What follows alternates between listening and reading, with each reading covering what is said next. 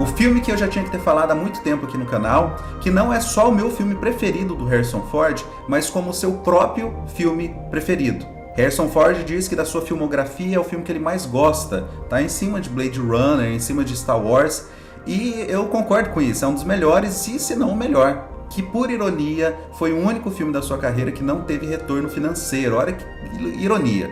O grande A Costa do Mosquito, de 1986. E que ano foi 1986, né? Enquanto eles filmavam esse filme ali na floresta, na área de mata da América Central, na América do Sul, o Roland Joffé estava fazendo a missão. E lá na área rural, né, da América do Norte, estavam fazendo Platoon. Isso porque Tarkovsky estava fazendo um sacrifício na Rússia. Foi um grande ano do cinema. Filme interpretado por River Phoenix, que também fez no mesmo ano o clássico Stand By Me, Harrison Ford e Helen Mirren. É interessante porque a Helen e o Harrison Ford foi fazer um casal depois de mais de 30 anos, né, de novo, para aquela série da Netflix, o 1923. O que deixa ainda mais interessante essa série, porque a gente pode ver eles de novo juntos, né? Falando sobre série, tem o remake, né, da Costa do Mosquito. Já vou deixar claro que eu não vi esse remake. Eu tenho um livro, eu vou ler o livro, terminando o livro eu trago, de repente, um outro vídeo aqui falando das diferenças. Mas a princípio vamos focar no filme de 1986. Esse filme que foi dirigido pelo ótimo Peter Weir, né, que ele tem vários clássicos na carreira. O Peter Weir ganhou o Oscar honorário em 2016, 14, que foi o próprio... não foi o Harrison Ford que entregou. Foi o Jeff Briggs. Foi o Jeff Briggs que entregou. E o Peter Weir, ele é um dos precursores ali do movimento Novo Cinema Australiano. Ele é um australiano e esse foi um movimento ali que começou na década de 60, foi até a década de 90, mas foi um período muito interessante para o cinema, que foi um grande investimento do governo, né, investimento público, para formar novos cineastas, e nessa leva teve George Miller, né, Mad Max surgiu aí, o próprio Mel Gibson surgiu aí, e o Peter Weir, ele é um dos grandes dessa levada também. Esse movimento do cinema australiano, ele aborda muitos temas interessantes, né, tem muita natureza, os filmes australianos, para quem gosta desses filmes que se passam em mata, na floresta, é muito legal investir nesses filmes entre década de 60 e 90 australiano, só que esse movimento não durou muito, porque quando esses diretores e atores cresceram, logo eles tiveram muito trabalho na América e eles acabam deixando a Austrália. Hoje o cinema australiano esfriou bastante, não tem investimento público que pague, né, o salário que Hollywood, Los Angeles pagaria para esses atores e diretores. Voltando para a Costa do Mosquito, esse filme foi gravado em Belize, na América Central. E aí tem uma curiosidade interessante, porque durante a pré-produção eles descobriram essas ruínas maias no meio da floresta, o que deixa tudo mais interessante, porque o filme conta com essa áurea da floresta misteriosa, e esse filme realmente tem isso. A gente vai ter vários momentos no filme que a gente vai ter um vislumbre dessas ruínas no fundo. Como eu disse, eles descobriram essa ruína. Lembra um pouco a produção do Lawrence da Arábia. Falando de Lawrence da Arábia, a gente tem uma ligação aqui, porque a trilha sonora é do mesmo, né? O Maurice Jarre, né? O mesmo compositor do Lawrence da Arábia, faz aqui A Costa do Mosquito. Uma trilha bem interessante, bem tribal. É uma mistura tribal com tristeza, é bem interessante. Não é a melhor da sua carreira, mas é um trabalho interessante. E esse tipo de produção que levou a equipe para a floresta teve todo aquele trabalho que envolve natureza, né? Então floresta úmida, mosquito, dizem que eles tinham que conviver com jiboias, né? Eu vi uma fonte em inglês que cita a boa constrictor, né? Como se fosse um item de set, e a boa constrictor, que para quem não sabe é o nome científico da jiboia. Então jiboias, animais selvagens, né, existiam ali no set. Então pé no chão mesmo, né? E antes de falar cena por cena do filme, vamos deixar claro aqui que esse vídeo vai ter spoiler. E se você gosta desse tipo de filme que tem floresta, que tem natureza, vai sem medo que A Costa do Mosquito é certo. Eu já vi algumas vezes, adoro esse filme. Mas agora vamos falar detalhadamente sobre A Costa do Mosquito. E esse filme abre assim. A narração do personagem do River Phoenix, que é filho do protagonista. Ele diz que o pai dele era um inventor, um gênio. Ele tinha 9 patentes e ele saiu da faculdade para aprender. Ele saiu da faculdade para ter educação. Então você vê que logo de cara a gente percebe que esse personagem é bem idealista. Cresci acreditando o mundo pertencia a ele e tudo que ele dizia era verdade. Essa é a frase de abertura, né, narrada pelo filho, e tudo está no passado. Repara, dizia, acreditava. Isso já anuncia um prelúdio ali para a tragédia, né?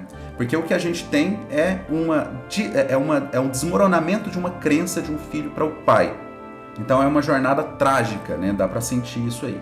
Não é uma jornada de descoberta, é uma de decadência, a decadência desse pai, que aqui é interpretado pelo Harrison Ford, maravilhoso. Ele aqui nessa fala de abertura nada presta, aquele cara típico de que o passado era melhor. A primeira linha de diálogo dele é reclamando, dizendo que o país não serve para nada, a América virou um lugar que o crime compensa. Ele diz isso bem claramente, o crime compensa. E aqui ele está indo atrás de uns itens ali para uma construção, e chegando nessa loja, pela reação do atendente, já dá para perceber como o mundo vê ele. E é interessante porque essa sequência de apresentação, ele pede um item específico ali, e aí ele pega o item e fala, ó, não quero isso foi produzido pelos japoneses, eu não quero meu dinheiro ser convertido em moeda, o nosso dólar ser convertido em ienes. E aí ele sai fazendo uma reverência à japonesa. Sayonara. Então, como eu disse, é um idealista. Ele está desenvolvendo uma máquina de congelar coisas, tipo um micro-ondas ao contrário. E ele não consegue vender nada, ninguém interessa para o que ele faz. É um personagem trágico, tá? Já começa a dar esses indícios aí. E a esposa acompanha ele. A personagem, né? A esposa desse protagonista não é uma pessoa que está à parte disso, não. Ela fala menos, claro, mas ela acredita naquilo também. Então aqui ele vem uma grande ideia. Ele vê uns trabalhadores migrantes ali e ele, êxodo rural, né? Ele pensa, como que eles deixam um lugar maravilhoso para vir morar nesse lixo de cidade? E quem vive na floresta deve precisar de refrigeramento porque geladeira é o início da sociedade. Se não tem gelo, não tem sociedade. Olha que ideia deturpada. E ele diz que se ele chegar com gelo para essas pessoas da floresta, talvez eles vão ver aquilo como diamante.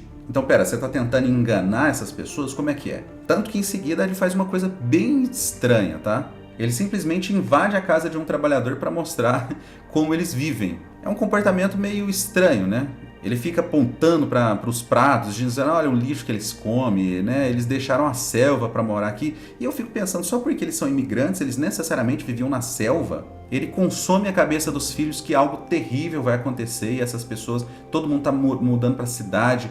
Como eu disse, a esposa também acredita nisso. E avançando um pouco, eles decidem juntos mudar para uma floresta, né? A Mosquitia. E aqui tem um detalhe, tá? Lá não se chama mosquito, tá? Isso é uma tradução em inglês. Lá se chama Mosquitia. E esse local realmente existe na América Central. O certo aqui seria traduzir com o nome que é de fato o nome da América Central, que é Mosquitia, não mosquito. Até porque em português mosquito é o nome de um animal, de um bicho. Então a gente relaciona. Então, para o inglês, o mosquito é uma tradução de mosquitia, mas para nós seria interessante chamar como Mosquitia. Tem umas boas matérias aí sobre essa costa da Mosquitia, tá? Que é um lugar pouco explorado. No caso aqui, eles vão se mudar, né? Teoricamente, eles estão ali na capital da Mosquitia, provavelmente em Honduras ali, ou Nicarágua, né? Então eles estão ali naquela beirada. Lembrando, a equipe em si não estava ali, eles estavam mais para cima em Belize. E eles não têm planos concretos, né? Eles só têm dinheiro e vontade de comprar uma terra por ali. E é interessante se localizar, eu adoro o mapa, né? Eu adoro me localizar. A região de Mosquitia é essa aí do meio, né? Então olha só, Belize, Honduras, Nicarágua, aí depois Costa Rica e Panamá. Costa Rica, Panamá. E por que isso é importante? Só porque eu gosto de mapa mesmo, isso aqui é uma curiosidade. Aqui ele revela para a esposa que ele comprou não uma terra, tá? Não uma fazenda, mas uma cidade inteira.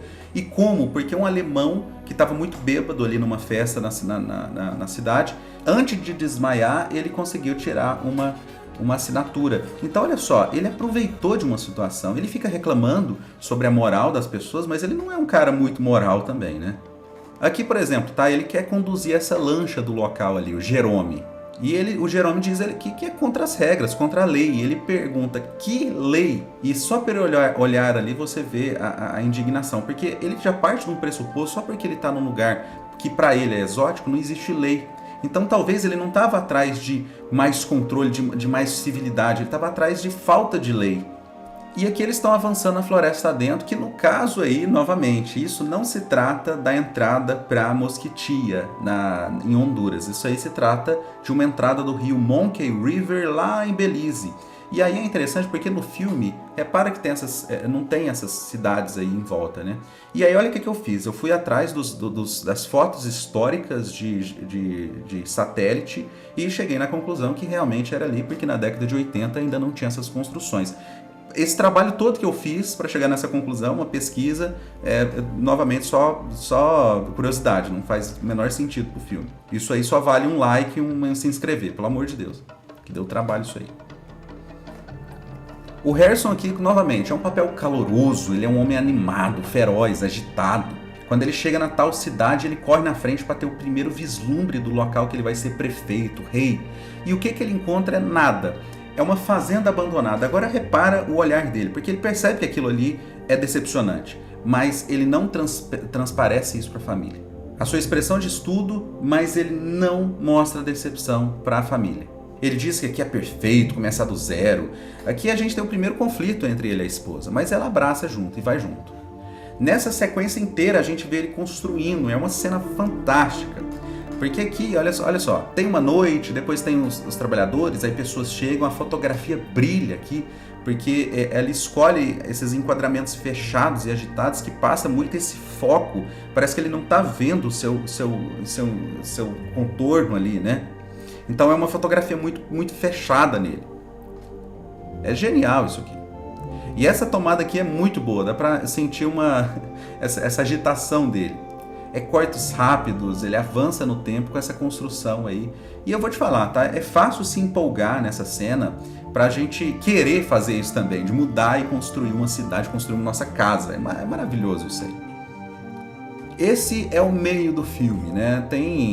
Aparece um padre lá que é filmado, né? Querendo falar no nome de Deus, mas é filmado como se fosse um embate de western. Tem um monte de cenas boas nessa meioca do filme aí. E ele consegue construir a tal máquina de gelo, que essa máquina de gelo era real, ela funcionava de verdade, é bem interessante. E é um esquema que não precisa de energia, é um barato. E aqui ele quer apresentar o gelo para uma civilização que existe ali, isolada ali na floresta. E provavelmente por ego, né? Porque eles não precisam disso. Mas ele quer mostrar que ele é um cara genial para os aborígenes ali. Talvez ele vai ser tratado como gênio, como Deus, né? E é exatamente 1 hora de filme que a gente vê as ruínas que eu comentei. É bem interessante essa cena. Pensa que é a primeira vez em muito tempo que o ser humano pisou aí nesse local, né? Essa sequência é um show. Porque acaba virando um registro histórico muito interessante.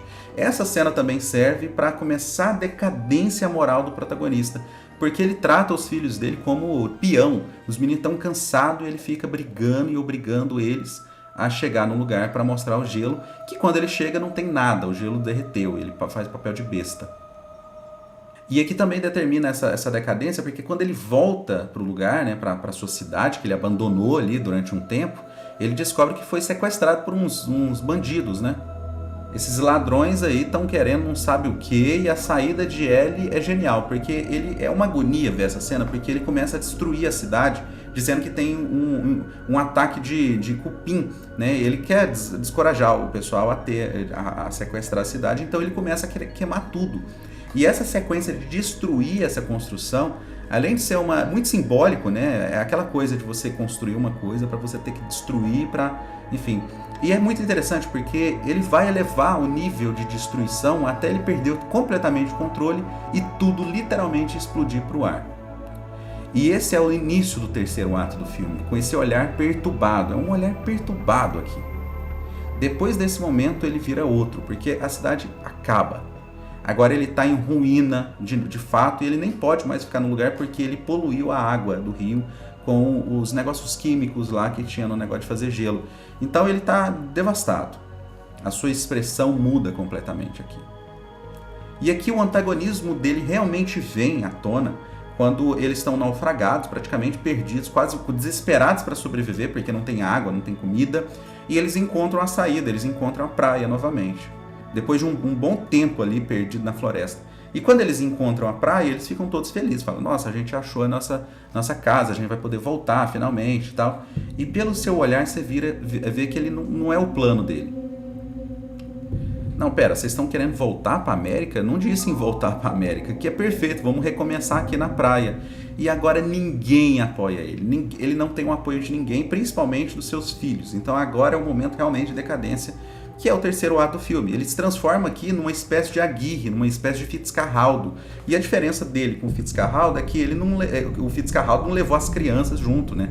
Então ele consegue ser pior. Essa determinação que ele está botando em risco todo mundo. E ele luta contra a floresta, contra a natureza, né? Essa cena é muito estranha. E aqui, parece que o último resquício de consciência dele é não culpar só a natureza, só a América, enfim, ele começa a culpar o próprio ser humano pela sua existência. E ele diz que a gente é fraco demais, que a gente deveria andar de 4, ter pelo, ter garra, ter dentes grandes. Então, para ele, o ser humano perfeito é um bicho. Então, é como se o ser humano já não prestasse para ele. Ele vai se corrompendo completamente. E o último take do filme é esse, é eles indo embora, com o pai ali quase morrendo já, e o seu filho diz que uma vez eu acreditei no meu pai. Eles sobem o rio e vão embora. Essa é a Costa do Mosquito, né? Existe um embate ali religioso com o padre local, que eu pulei, mas assim, é um filme com muitas camadas, né? É um filme sobre determinação, sobre idealismo, sobre esse cara a forma certa de viver na América, sabe? Uma espécie de Michael Moore também, mas é muito interessante isso. É muito interessante. Esse filme, como eu digo, esses filmes tipo Apocalipto, tipo A Missão, que são gravados em florestas, que são essas produções heróicas, sempre me chamam a atenção. E esse foi um dos filmes que eu mais gosto dessa levada aí. É um dos melhores do movimento novo cinema australiano e, como eu disse, o meu preferido da filmografia inteira de Harrison Ford. Então fica aí essa análise de A Costa do Mosquito. Espero que tenha gostado, deixa um like, me segue no Instagram. Até o próximo, tchau!